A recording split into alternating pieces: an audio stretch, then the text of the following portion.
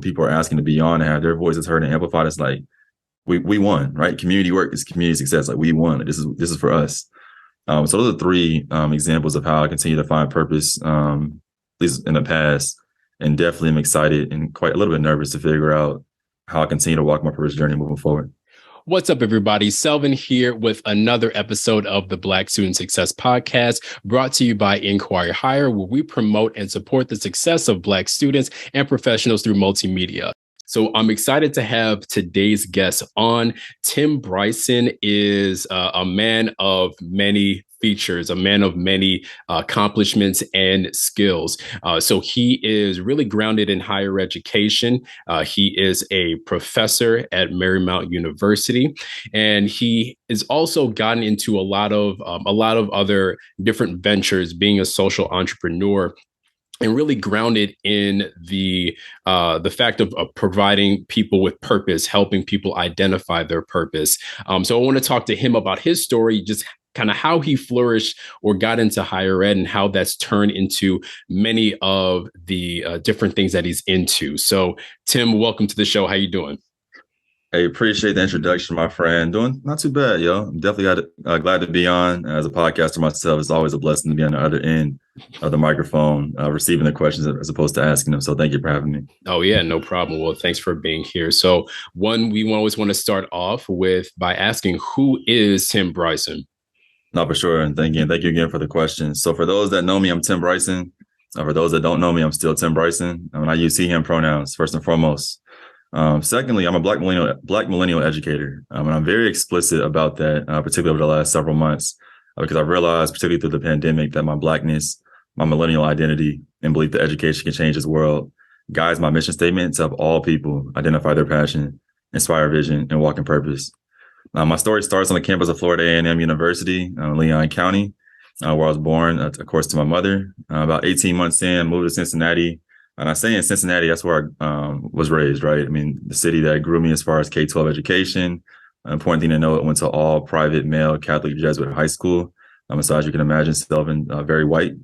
And so figuring out, like really learning Blackness and being introduced to Blackness, racism, right, was an important time for me. But I was raised in the state of South Carolina, where I started my higher education career as a walk-on student athlete at Coastal Carolina University. Coastal was a phenomenal time, but as you can imagine, being 18 years old in Myrtle Beach, 10 and a half hours away from home, it was a lot of fun too, a lot of fun. So I decided to transfer after 12 months after one academic year to the University of South Carolina, Columbia, where I earned my bachelor's in athletic training. The reason why I'm particular and want to highlight my stops in my education career is that in each environment, not school, but environment, is where I learned something about myself and the world that informs what I'm doing today. So while at South Carolina, as an athletic training student, it was not competing in track, but was working with Don Staley and the women's basketball team, Steve Spurrier and the men's football team, Benedict college football team, of course, HBCU in Columbia. And a lot of the athletes, right, as I'm holding their water bottle, maybe taping their ankles or stretching their hips, were asking how to join Greek Life, how do I join NPHC, right? Where's D9 at? When's the next cookout? When's the next party? What are we doing for homecoming? And I'm like, yo, like, especially at South Carolina, like the men's football team plays in front of 80,000. We've seen what Dawn has built with her teams, right? Selling out about $19,000 person arena. But you're asking me, like, what's going on, right? And I think it's because of my Greek affiliation. So it was at South Carolina that I realized that athletes wanted to be students. And so I made my way back to Ohio and enrolled at Ohio State for my master's program to learn how I can create an environment in athletics that mirrored what I had in student affairs as it relates to career development, leadership development, and identity development. While at Ohio State, again, huge school, 60,000 students, 1,000 athletes, 40, 50 sports. Now, people were trying to make me choose between, student affairs route or college sport. And so, which was pressure at times for sure. I didn't want to. To me, they were always connected. Again, being someone that was an athletic training student, working in student affairs as an undergraduate student. Stumbled upon the NCAA postgraduate internship program through one of my friends who didn't receive the position. I spent the next year, like literally next year, investing my time, money, and energy preparing for the application process. Fortunate to say I earned that position, moved to Indy in June 2018, spent about 3 months there before meeting my last supervisor, who hired me to be the inaugural program director at the University of Maryland, College Park. College Park was an opportunity, again, thinking about environments where I didn't have to separate career from sport. I got to do both. And I got to create and I got to build, which is who I am as well, being a creator, a self-identified creator. But then about 3.5 years in, being very transparent, there was indecision and lack of support for promotion and salary increase. So I decided to take my talents elsewhere. So I now serve as the director of athlete education and compliance at Mogul, which is an ed tech startup helping athletes get paid, build their brand, and make a difference in both their local and global communities. Outside of my professional role, I'm a PhD student, third year at the University of Maryland College Park in their student affairs concentration, where my research focuses on internationalization and athletics with a deliberate focus on international college athlete support. So how are we helping them on board? What is their experience? How do we help them off board to either stay to live and work in the U.S. or a non-U.S. country? But more importantly, I'm a brother, right? I'm a son. Drake is my GOAT. I'm very important point to make on this podcast. LeBron is also my GOAT. But I'm someone at the end of the day who wants to help all people identify their passion, inspire vision, and walk in purpose. And I'm glad to be able to talk with you more about that on this show. Yeah, no, absolutely. And I appreciate you breaking down, especially the fact that you went through each environment and really emphasize the fact that that there is a different experience in every environment. There was something that you're able to pull from it, whether you were, at a D1 school or whether it was, within the programs that you're working with during your master's programs. One of the themes that I keep hearing is this idea of you can, really pushing to marry some of these different aspects, either of your personal life or your professional life, in as opposed to keeping them separate. You said that it's really a push to either do the sports or do the student affairs. I remember within my higher ed career, there was the difference of the worlds where you see the students before they actually get into school, and then the ones where you go after. So I can definitely relate to that. But with this theme of really pushing to blend some of these aspects of yourself together, where did that come from for you? Where was this idea of like really pushing back on, no, these things need to work together? There is a space, or there is these students who do have multiple identities, and we need to find a way to serve them. Yeah, there's a number of different moments that come to mind, but I would say the first was when my mom, and I told the story probably 1,001 now, but it's an important story. Yeah. When she dropped me off in Conway, South Carolina, Coastal Carolina, she dropped me off, and looked me in my eyes and said that my college experience was mine to either manifest or to mess up. She used different words, but for the context of this podcast, she said mess up, manifest or mess up. And so I took that personal, number one, but two, it really truly liberated me to create the experience that I wanted in college. I fast forward to that moment at transfer orientation when I found out, because again, I planned on being a preferred walk-on at South Carolina and doing athletic training. But at transfer orientation, I was like, I can't do both. Like, what? That don't make sense to me. And so through those moments, like being an athletic training student, but then, stumbling up across the NASPA enough program, while working at Macy's in the summer, being someone that spent his summers working at McDonald's and Macy's call center 80 hours a week, trying to make ends meet to literally pay rent back home. Like, I've always had to figure it out, which is something my mom and grandma always told me growing up. And so going through those moments where I felt like I had to choose, I'm like, why do I have to choose when in my head, it makes sense, right? It may not make sense to you right now, but like it makes sense. And I've always been someone, at least my mom has told me, has been a man of vision, or just someone who said things that make people catch like later down the line. So I think one of the things for me has been super important is like, Tim, you see this coming, right? Especially as a leader and setting vision and, building coalition, et cetera. You see this coming. Like, how do you get people on board to this vision that like quite literally does not exist yet? And so that's something that's been super important for me, not just, coming through the undergrad or graduate ranks, but even in my doctoral studies, right? International college athlete career development was not something that people were talking about. And I remember my first semester being like, I want to study this. And yeah, I'm like, no. Like, y'all not hearing me like that. The athletes are telling me themselves like what they're experiencing. It's not in the research yet because no one's written about it yet. And so the final straw, if you will, that really set everything in motion. And I remember you mentioned earlier, right? Me finding my place. It was really me creating my place, but because of another denial letter, was I applied to present at the NASPA annual conference in 2019, and the proposal got denied. And the feedback was that there wasn't enough research to support the topic. And it was that moment I was like, I'll go do it myself. Because just because you haven't seen it or they haven't seen it, this org hasn't seen it, doesn't mean it doesn't exist or can't happen. And so I've always been someone that's like, it makes sense in my head, right? It may not make sense to the world quite yet. How do I bring light to this and create it from scratch? Yeah, no, and that's literally the definition of a creator. And you know, when you described yourself as a visionary, those are the types of people who really push through and figure out, okay, you know, there is, you know, and just like with anything else, you know, if it hasn't existed yet, there's still a space for that to be created. Mm-hmm. And it takes you know, it takes a certain person to be daring enough or passionate enough to really Mm-hmm. push for that. So so definitely kudos to you for you know, continuing to create spaces, because it sounds like that's just going to be, you know, that ongoing theme with all the accomplishments that you have. Appreciate that. Yeah, no problem. So now jumping into you know, with all the things that you have accomplished, you know, with getting into the PhD program, you know, the different positions that you've had, and even just, you know, getting to a point where you're, you know, looking to speak at a certain conference. What obstacles did you face during that time? I know you mentioned, you know, really pushing hard to work to make ends meet. You know, really figuring it out as you go along. Mm-hmm. But was there anything in particular that maybe push you close to the edge of stopping, you know, either one thing or everything that you're doing? And you know, what did you do to overcome that? No, for sure. So, I mean, the one that immediately comes to mind when I was working at the NCAA national office in Indiana.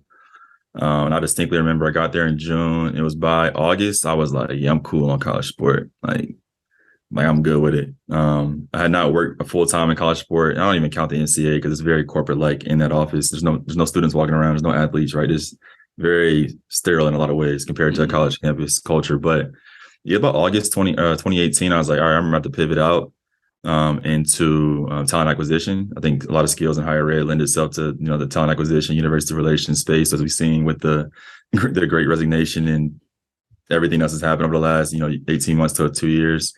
So in that moment, I was like, yeah, I'm cool. I'm about to transition out. And that was around the same time that the position at Maryland opened up, where I didn't have to choose between, you know, career and sport. Um, I can't specifically pinpoint as to why I stayed with it. I think for me, the biggest thing, particularly with the Maryland job, was being able to create something from scratch. And I've always, again, have seen things where I'm like, I've always been able to critique. And I've been very good at critiquing, but never didn't feel like I always had an opportunity to just build, right, without having to rebuild or rechange or adapt.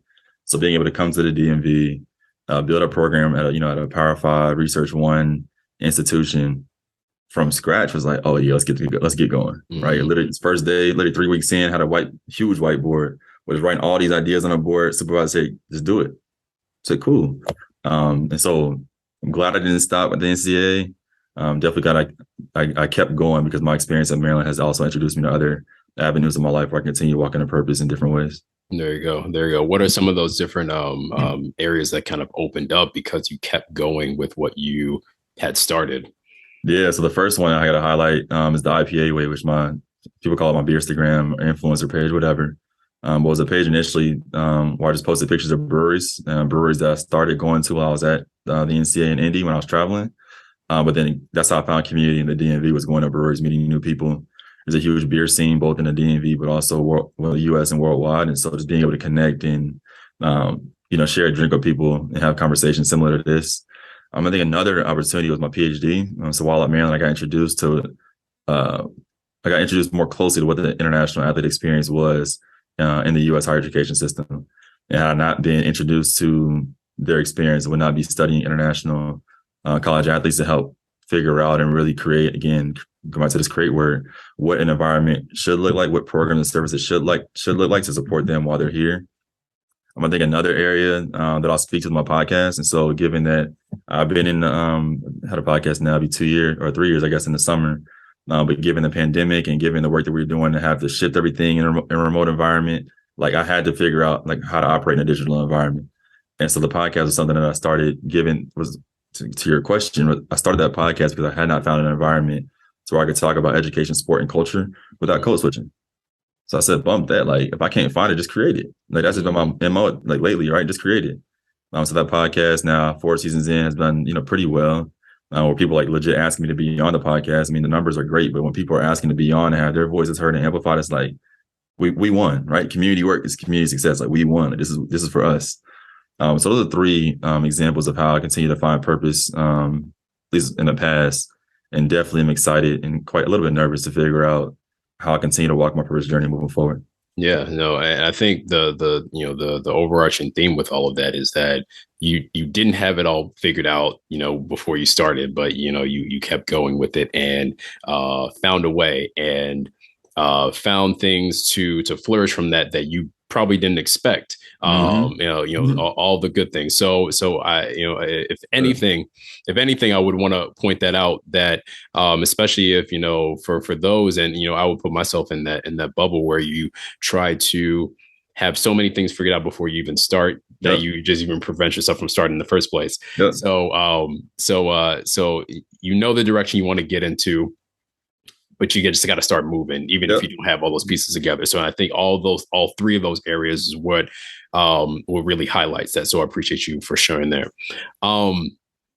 Now, and you've answered this in a couple ways with some of the other questions, and we really want to highlight the idea of really sharing these experiences Yeah. with others so that everybody can win. You said we won, community wins in this Mm-hmm. case, but Mm-hmm. outside of any of the other ways that you have already mentioned, how do you pay it forward? What are either a theme that you either kind of live by, or just specific efforts that you do to really pay it forward to the communities that mean the most to you? Yeah. Yeah, that's a good question. And there's a couple different ways I want to answer that. I think at its core, how I choose to pay it forward and how I get to pay it forward is by creating a sense of urgency that like purpose can't wait. Like, we got to move right now. Because if you continue to wait, there's other people, other things, other products, other whatever that are not benefiting nor receiving the value that you will add being a part of that community or experience and or creating it yourself. So quotes like Muhammad Ali's quote, right? Impossible is a big word thrown around by small men who find it easier to live in the world they've been given rather than explore the power they have to change it. Like, we got to go. Like, impossible doesn't exist with me, right? Or Barack Obama, right? Former President Barack Obama. Change will not come if we were some other person or some other time. We're the ones we've been waiting for. We're the change that we seek. Like, it's on us. Like, we got to move. And so I think I've been, again, there's scary moments, right? I mean, there's fearful moments where I'm like, do I do this? Do I say this? But I think my brand, if you were to ask anyone, it's like, oh, like, Tim's going to tell you exactly how it is. Or Tim's going to call it out. Tim's going to be honest about his experience. Tim's going to tell you like what you either need to hear and or maybe want to hear in order to get to the next step.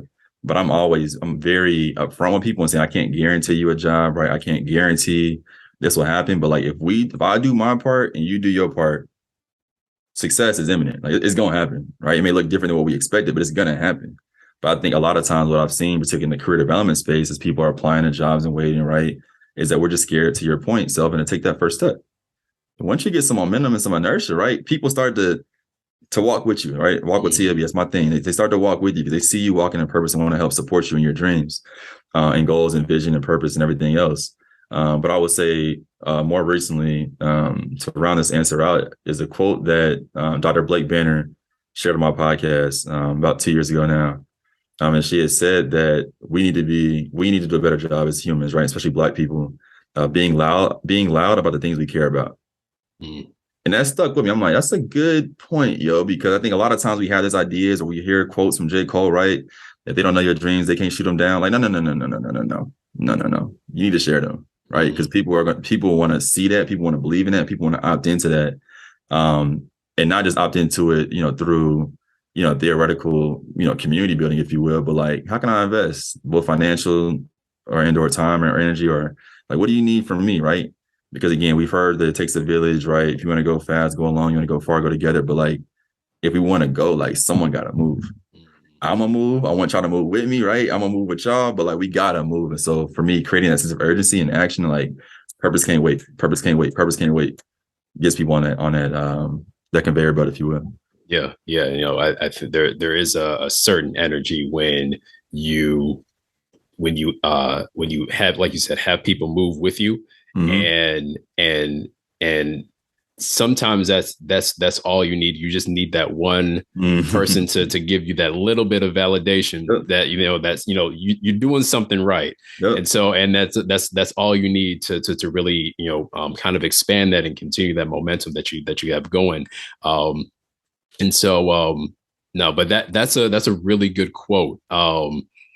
Being loud about the things that you care about. I think if we're able to kind of share those gifts that we have, whether you feel like you've developed them, you feel like they're just like naturally in you, being able to share that in some way, I think is super important, because even just with talking to people on the podcast, if we get to one student and they're like, yo, I can be an accountant. Wait, I don't have to know all this math to be an accountant, or I can impact people. I'm not just sitting in the office. I can actually impact people's lives positively by being an accountant. Like that's what we really live for. Those moments where if you see it, now I know that it's something that's possible. But it definitely takes people, like you said, like yourself, to really create something, because you already see it existing, even if it doesn't exist. Having that visionary mindset. So dope stuff there. Lastly, before we wrap up, you mentioned that you've been basically all over the country. You've been able to see different parts of the world, for different reasons. You've been in different environments. If there was one food that you could pick out of any of the places that you've been, you mentioned South Carolina, Ohio. I saw a post on your website that you were in California at some point. You're in the DMV now. What's number one on the list out of all the places that you've experienced? A restaurant or just a food item? It doesn't matter. I'm gonna leave that up to you. Pizza. All right. So I love pizza. Like La Rosa's Pizza in Cincinnati. Shout out to my hometown. I eat pizza 3 times a week, if not more. I just love pizza. Like, I don't know what it is or how I got into it like that, but I started with French fries, but like pizza is like my go-to. Okay. No matter what time of day, nothing. Yeah. Any particular toppings or set of toppings? Yes, I mean, it's like ice cream, right? Like if your pepperoni or cheese pizza is not good, like I don't want to try anything else, because you can just put anything on it. It's like vanilla ice cream. Like, your vanilla good. If it's not, I'm cool. Yeah. So I would say just stay like a safe choice, pepperoni. But depending on the spot, depending on what kind of pizza it is, have pepperoni, and then have bacon and pineapple.